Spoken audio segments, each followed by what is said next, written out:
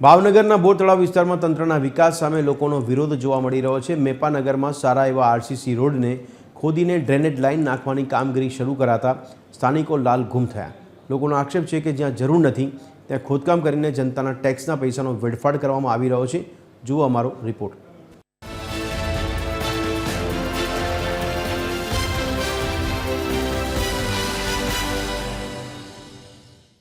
ભાવનગર શહેરના બોર તળાવ વિસ્તારમાં આવેલ મેપાનગરમાં ભારે હોબાળો મચ્યો છે। અહીં તાજેતરમાં જ બનેલા મજબૂત આરસીસી રોડને તોડી પાડવામાં આવ્યો છે। કારણ છે ડ્રેનેજ લાઇન નાખવાની કામગીરી।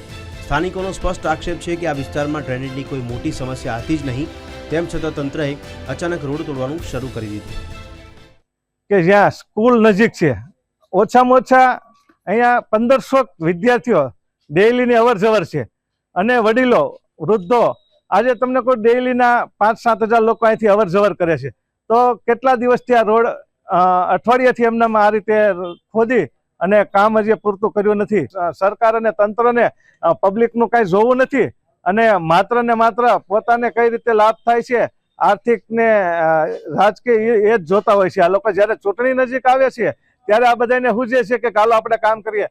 સ્થાનિક રહેવાસીઓ અને સામાજિક આગેવાનોનું કહેવું છે કે આ માત્ર ભ્રષ્ટાચાર અને પૈસાનો વેડફાટ છે। ચૂંટણીઓ નજીક આવતા તંત્ર વિકાસ બતાવવા માટે મથામણ કરી રહ્યું છે। જ્યાં ખરેખર રોડ ખરાબ છે અને જ્યાં ગટરની લાઇન ચોકઅપ છે ત્યાં કોર્પોરેશન ડોકાતું નથી, પરંતુ જ્યાં સારા રસ્તા છે ત્યાં ખોદકામ કરીને કોન્ટ્રાક્ટરોને ફાયદો કરવામાં આવી રહ્યો હોવાનો સ્થાનિકો આક્ષેપ લગાવી રહ્યા છે। ખરેખર રોડ કરવો જોઈએ તો પહેલા ગટર અને પાણીનું પ્રશ્નનું હલ કરીને પછી માંથી આરસીસી પાત્ર તો ભવિષ્યમાં બીજી તકલીફ ન થાય। હવે અત્યારે આ ગટર લાઈન નાખી છે, ગટર લાઈન નાખ્યા પછી પાછી બીજી કોઈ લાઈન નાખવામાં આવશે, પછી પાછી પૂરું કરે અને પછી પાછી બીજી લાઈન નાખવામાં આવશે। તો તંત્રને કેવું કે એક સાથે બધું કામ પૂરું કરે અને આ જે રોડ છે એ ફરિયાદકા વાળો રોડ રસ્તો જોડતો લાઈન છે, તો તંત્રને એવું કહેવામાં આવે કે વહેલી તકે આવું કામ પૂરું કરવામાં આવે અને આની સાથે દર વર્ષે પાણીની લાઈન, ગટરને પીવાનું પાણી લાઈન બધું મિક્સ થઈ જાય છે। તો તંત્રને વિનંતી કે આ કામ ઝડપી પૂર્ણ કરે। બીજી તરફ આ મામલે મહાનગરપાલિકાના અધિકારીઓનો લૂલો બચાવ સામે આવ્યો છે।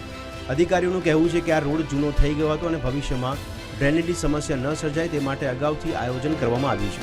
તંત્રનો દાવો છે કે આ કામગીરી લોકોની સુવિધા માટે જ છે। જો કે અધિકારીઓના આ આશ્વાસનથી જનતા સંતુષ્ટ નથી।